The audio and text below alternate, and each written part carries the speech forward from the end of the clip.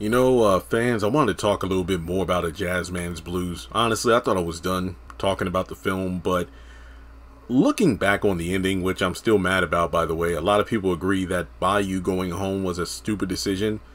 But, okay, I'm not excusing his decision, but this is kind of me taking a look back at the film. I did rewatch it. I can see why Bayou couldn't let go of Leanne, but at the same time, we all know he should have. It's just like, in the comment section of some of my videos I posted, I think the one that, really resonated with fans was the one where I talked about, okay, who's to blame? Like, who is responsible for Bayou's murder? And I think it goes a lot of ways. There are a lot of people we can point the finger at and place some sort of blame. But when it comes down to it, Bayou was the one that decided to go home. Yeah, people are like, well, yeah, he snuck in, but, his brother's the one that went to the sheriff. He shouldn't have been there in the first place. I saw some people on Twitter rightfully saying, how come Bayou's the one always having to take the risk? Like, why doesn't Leanne come to see him, in the middle of the night? She could have just, left and went to Chicago on a bus or something. Yeah, that's true, but I don't know. Regardless, I wanted to talk about Bayou himself and the fact that I kind of get it, because when you really think about how the boy grew up, I think, what was he, about 17 at the start of the film? It's the fact that at that point he had been bullied most of his life by his stepfather and stepbrother, told he was slow, not smart enough to do anything because, oh, you can't play the trumpet, I bet you can't read either. And Leanne was like the first person outside of his mother to really show him kindness and understanding and be willing to encourage him to do better for himself, such as learn to read. And from there, he eventually learned how to love. And not to mention, on top of that, you look at how, I don't remember if we found out what happened to his real father, if he had passed or something along those lines, or if he left the family and his mom remarried. But it doesn't matter because Buster, the stepfather, eventually left himself as well as his stepbrother. So when you fast forward to the end of the film, when we learn about, oh, he has a son, he probably wants to see his baby and be there for him, unlike how his father or fathers were to him, his first father and stepfather.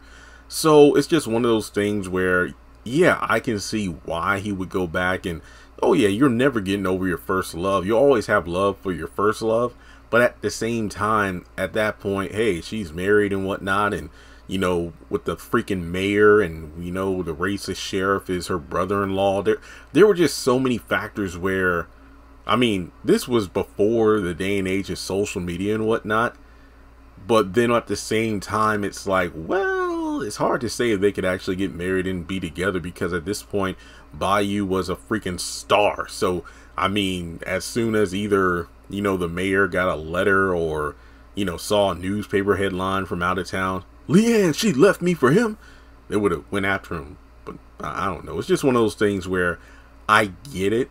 I mean, ever since they put the soundtrack on Spotify, I've been listening to Paper Airplanes on repeat, Bayou's version, by the way, mainly because, yeah, I understood the song when I first heard it during the movie, but then after rewatching it, it's like the song, yeah, it definitely has more meaning and whatnot, but at the same time, it's like there were just too many risks involved that it wasn't worth it because you knew getting caught meant death. And you were willing to take your brother along. Trust and believe. There's another video I could do about the naivete of Bayou. A lot of people are like, as soon as Willie Earl, pointed a gun at me and said, I wish you were dead, shit, I would have been done with his ass. So, like, you were the one carrying him at that point. You need to let him go.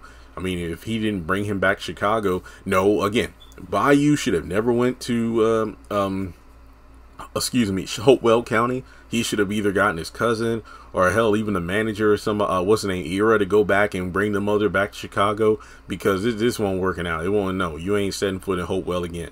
So, yeah, I can see why Bayou never let go of Leanne because, again, that was his first love, the first person that made him feel like an actual worthwhile human being.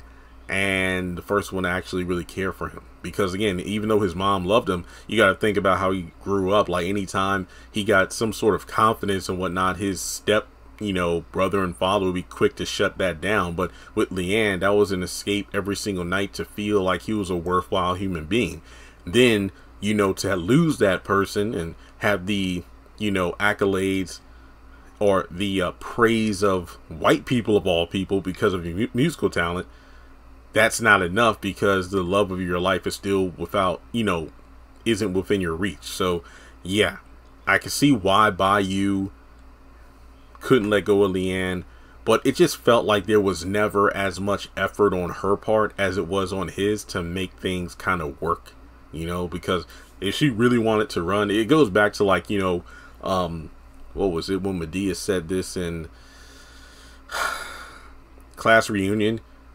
When you're sick and tired of something, you'll find a way out of it. Like when you're dealing with an addiction, a relationship, a job, when you're sick and tired, you will find a way to get out of there. Up until that point, you'll make excuses as to why you can't leave. But, you know, yeah, I agree with people like, you know, Leanne should have just jumped on a bus or something and went to Chicago, or better yet, just leave Bayou alone. I mean, the letters is kind of like, you know, when you and a partner, significant other, whatever you want to say, break up for whatever reason, and you constantly stalk their social media, or you private chat each other all the time. That's essentially what Bayou and Leanne were doing. It's like, you know, neither one of them would block the other, or, I mean, technically you could say her mom was kind of blocking Bayou via the letters, sending them back. But regardless, I just really hope that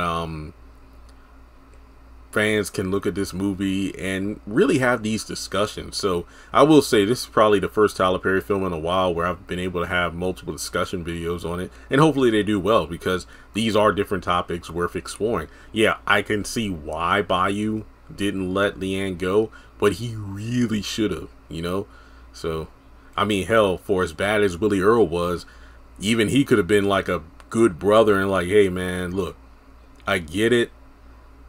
And I mean, like, you know, not even to sound like an asshole, have him actually care. Or you can flip it like, you know, hey, Bayou, I need to, you know, keep your head in the game. You're doing well. And hell, you know, the better you do, hopefully this can help my career as well. So let's just focus on what we're doing. Take care of mama. And, you know, let Leanne, you know, do Leanne, because, hey. But then the baby complication thing is what really just threw things off. So I don't know.